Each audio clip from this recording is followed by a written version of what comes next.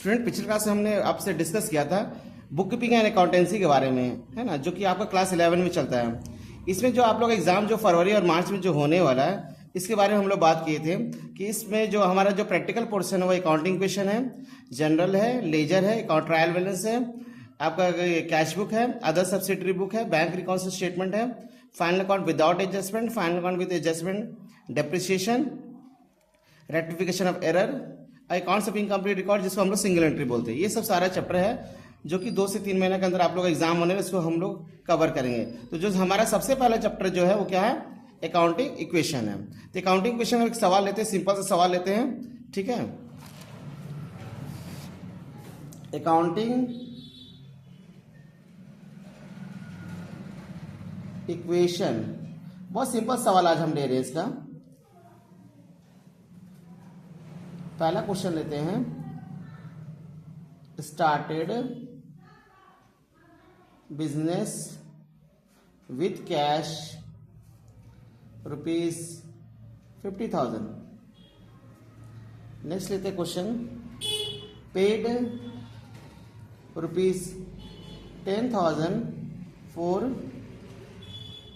Furniture, ₹10,000 sorry हो गया।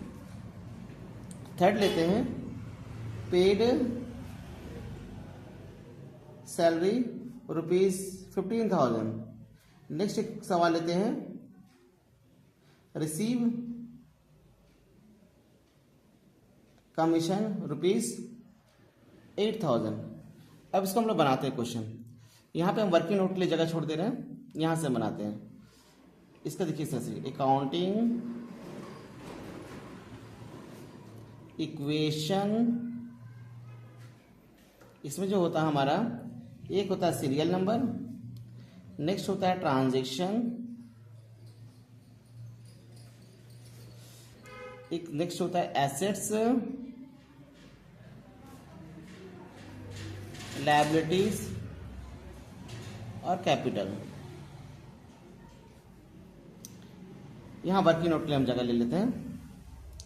इसका column serial number, transaction, assets और लायबिलिटी प्लस कैपिटल। इस तरह से फॉर्मेट इसका होता है, serial number, transaction, assets, liability और प्लस कैपिटल। ये जो अकाउंटिंग इक्वेशन है ये इस कंसेप्ट पे काम करती है। Assets is equal to liability plus capital. इसे याद रखिएगा कि हमारा जो एसेट्स और लायबिलिटी बराबर होता है, asset is always equal to liabilities plus capital.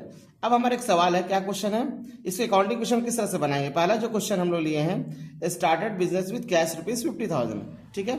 तो पहले हम लोग क्या लिखेंगे, सीरियल नंबर, पहला नंबर सीरियल नंबर लिख दिए, फिर इस क्वेश्चन को हम उतार देंगे ट्रांजेक्शन में, स्टार्टेड बिजनेस विथ कैश, ठीक है, ₹50,000। अब इसको हम लोग किस तरह से बनाएंगे, ये हमारा देखिए 2 अकाउंट बनेंगे, कैश का बनेगा और एक कैपिटल बनेगा। कैश हमारा क्या है, एसेट्स है, कैश हमारा संपत्ति होता है, ठीक है। तो कैश को हम लोग किस तरफ लिखेंगे, एसेट्स के साइड लिखेंगे। कैपिटल ऑलरेडी बना हुआ है तो यहाँ कैपिटल लिख देते हैं। अब हमारा कितना बिजनेस स्टार्ट किया, कैश 50,000 और 50,000। अब एक चीज और की जगह देखिए, दोनों तरफ बराबर हो गया, हमारा एसेट्स भी बराबर हो गया और लायबिलिटी प्लस कैपिटल दोनों साइड हमारा बराबर चल रहा है। ये इक्वेशन हमारा दोनों बराबर चलना चाहिए। अगर कहीं पे बैलेंस हमारा गड़बड़ा रहा है, नहीं मिल रहा है, यानी हम लोग कहीं गलती कर रहे हैं, ठीक है। तो हम लोग आज सिंपल सवाल लिए हैं, फिर नेक्स्ट क्वेश्चन में थोड़ा और एडवांस क्वेश्चन लेंगे, ठीक है। अभी मेरा 3-4 क्लास जो रहेगा अकाउंटिंग क्वेश्चन पे बेस रहेगा। नेक्स्ट हमारा सवाल है नंबर 2 है, पेड ₹10,000 फॉर फर्नीचर। फर्नीचर का कितना पेमेंट करें हम लोग, 10,000। इसका भी 2 अकाउंट बनेंगे, एक फर्नीचर और एक कैश। फर्नीचर हमारा क्या होता है, एसेट्स होता है, तो ये एसेट्स कॉलम में चला गया। फर्नीचर क्या हो गया, हमारा संपत्ति हो गया, तो इसको यहाँ पे लिखेंगे प्लस फर्नीचर। अब यहाँ पे फर्नीचर इस कॉलम में जाएगा और कैश हमारा ऑलरेडी बना हुआ है, ठीक है। अब यहाँ पे कैश बन गया, कैश हमारा ऑलरेडी बना हुआ है और फर्नीचर में एक नया बना दिया। क्वेश्चन में लिखा हुआ है पेड ₹10,000 फॉर फर्नीचर। हम लोग फर्नीचर के नाम पे ₹10,000 पेमेंट किया, यानी फर्नीचर खरीद रहे 10,000 रुपये पेमेंट दे रहे हैं। तो हमारा क्या हो गया, कैश हमारा क्या हो रहा है, डिक्रीज हो रहा है। कैश हम अगर पेमेंट करें फर्नीचर के नाम पे, फर्नीचर खरीदने के अगेंस्ट में कितना कैश दे रहे हैं, 10,000। तो कैश हमारा क्या हो रहा है, जा रहा है। कैश को क्या करेंगे हम लोग, माइनस कर देंगे और एक नया बन जाएगा क्या, फर्नीचर। ठीक है। अब ये जो है ना एक सीक्वेंस में होना चाहिए, फर्नीचर, कैश और ये फर्नीचर। ठीक है। अब यहाँ पे तो कुछ भी नहीं हुआ, इसको हम लोग टोटल करेंगे। इसको हम लोग लिखेंगे न्यू इक्वेशन। 50 में से 10,000 कैश हम दे दिए फर्नीचर खरीदने के लिए, तो मेरे पास अब कैश बचा 40,000, फर्नीचर हो गया 10,000 और यहाँ हो गया 50,000। अब इसी गौर कीजिएगा, 40, 10, 50,000, यहाँ भी 50,000, यानी इक्वेशन हमारा बराबर हो रहा है। हर एंट्री में हमको ये चेक करना पड़ेगा मेरा इक्वेशन बराबर हो रहा है या नहीं हो रहा है।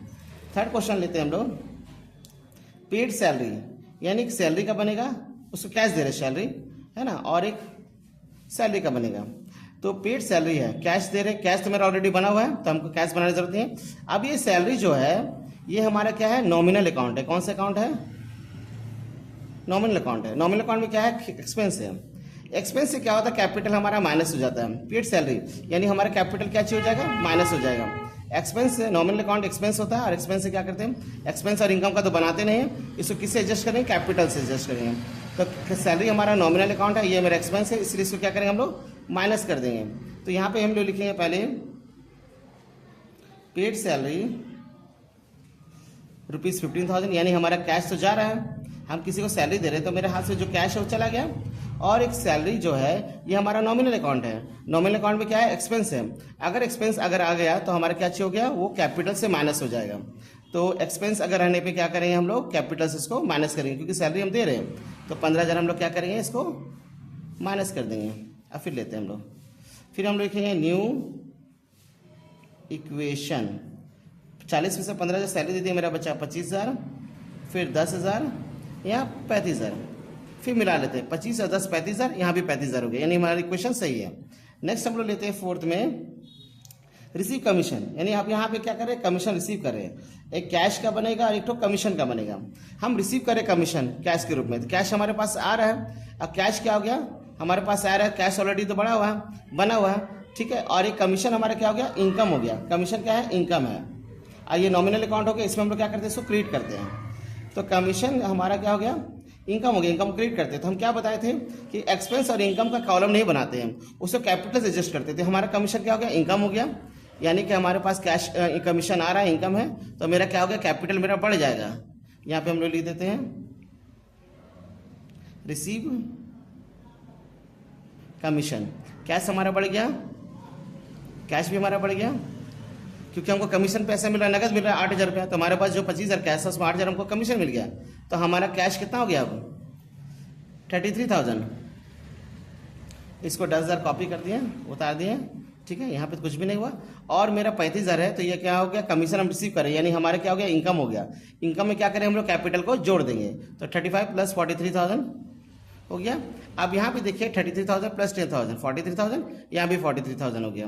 अब इसको हम लोग क्या करेंगे, टोटल कर देंगे। तो स्टूडेंट हम ये बोलना चाह रहे हैं कि आप लोग एग्जाम है जो हो रहा है 2 या 3 महीने के अंदर में, तो इसको हम सारा कवर करवा देंगे। चाहे अकाउंटिंग क्वेश्चन है, जनरल है, लेजर है, ट्रायल बैलेंस है, कैश बुक है, अदर सब्सिडरी बुक है, bank reconcile statement, final account without adjustment, final account with adjustment, depreciation, rectification of error, accounts of incomplete record. तो हम लोग से आप लोग से ही गुजारिश करेंगे कि आप लोग मेरा डेली वीडियो देखें और आपका जो भी बेसिक अकाउंटिंग है और बहुत ही मजबूत हो जाएगा, ठीक है। और इसका ज़्यादा से ज़्यादा आप शेयर करें और सब्सक्राइब कर दें इसको, इस मेरे चैनल को।